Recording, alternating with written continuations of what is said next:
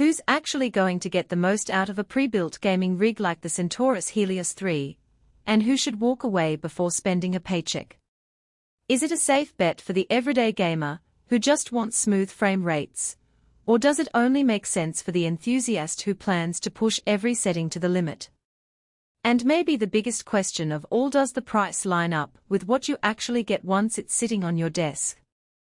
Link is in the description if you want to check the product details on Amazon. If you've ever built a PC yourself, you know the anxiety that comes with picking a case, matching a CPU to a GPU, and then hoping the cooling will keep everything from overheating during a marathon session of Elden Ring. That same hesitation shows up when you look at a pre-built like this one. On paper the Helios 3 looks like a no-brainer, a 12th Gen Intel i7, a mid-range RTX 5060, 32GB of DDR5, and a 1TB NVMe drive. But the real test is how those components behave together in everyday use, and whether the extra cash for an assembled system actually saves you time, money, or future headaches. Let's start with the kind of person who will feel comfortable pulling the plug on this machine. If you're a gamer who mainly plays titles that stay under 1080p 60Hz, or you're a content creator who runs Adobe Suite alongside a few light games, the Helios 3 fits nicely.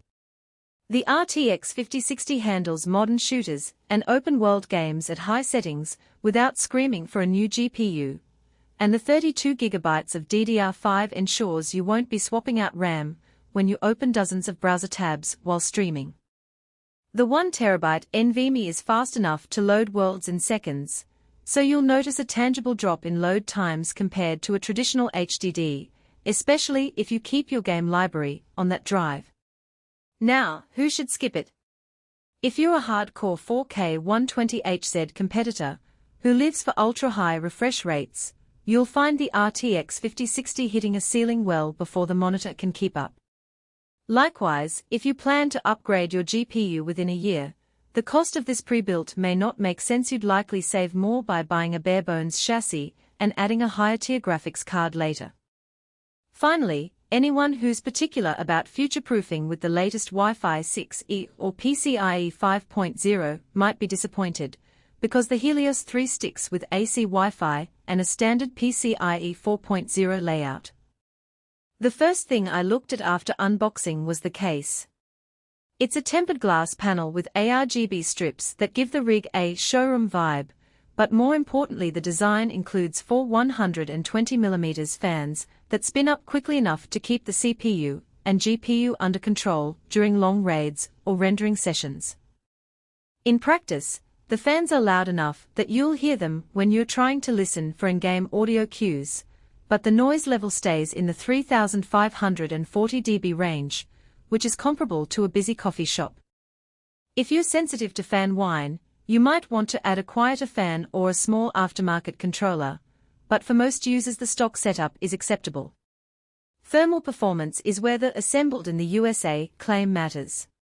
The i7-12700K, while not the top-end K chip, still runs hot under sustained load. The case's airflow design intake on the front, exhaust on the rear, and top keeps temperatures in the mid-70s Celsius during a 30-minute stress test in Assassin's Creed Valhalla.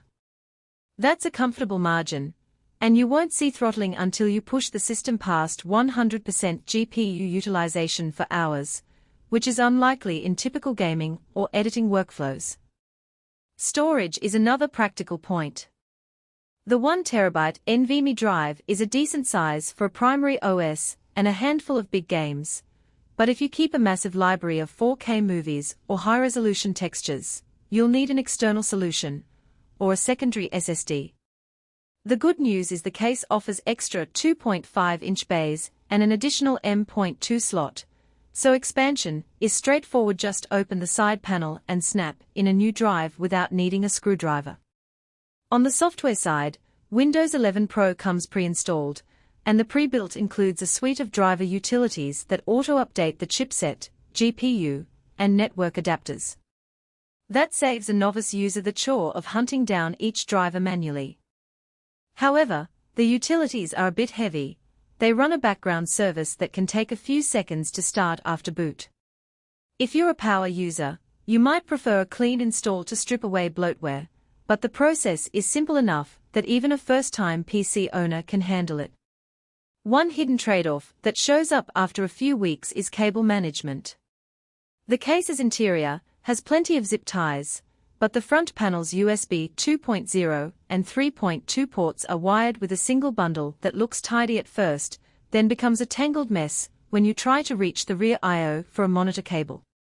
It doesn't affect performance, but it can be annoying if you frequently reconfigure your setup.